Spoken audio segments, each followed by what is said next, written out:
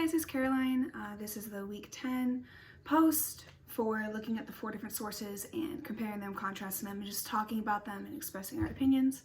So looking at all 4 of the articles and the sources as a whole, they all, for the most part, shed a more positive light on the women's suffrage movement and for women trying to get the legal standing that they needed to vote and to have the same rights as white men did at the time.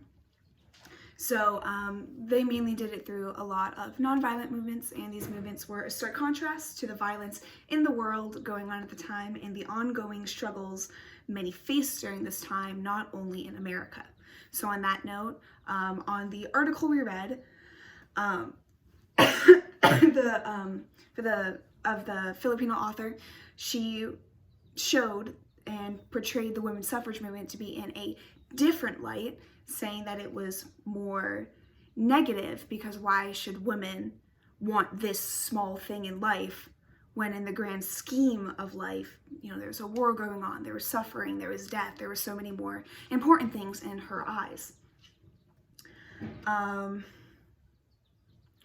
So it's also important on this topic, it's important to look at the other viewpoints of these women were going through this at the time and these women were going through this at the time, and that's critical to understanding the overall struggle that women faced collectively.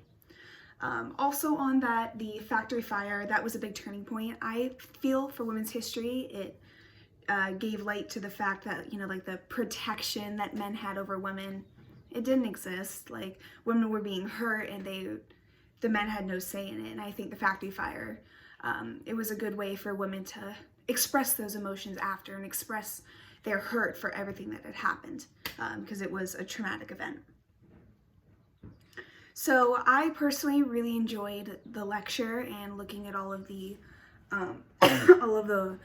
old advertisements. I thought that obviously they were sexist and they portrayed women in a much different light than what we're more used to now.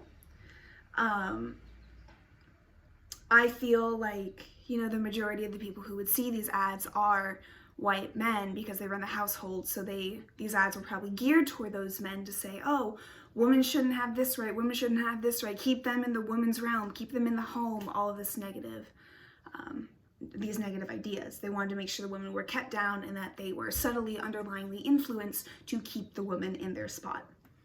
And then finally, the film.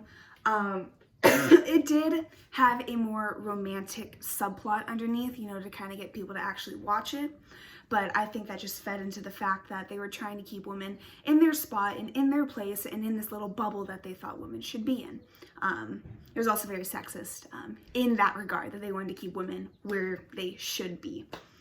So they also did show the actions of the women toward each other. That was pretty stereotypical, and it was pretty much, again, subtly showing, how women should behave and how they do behave, and just all of these little underlying subconscious ideas of what a woman is.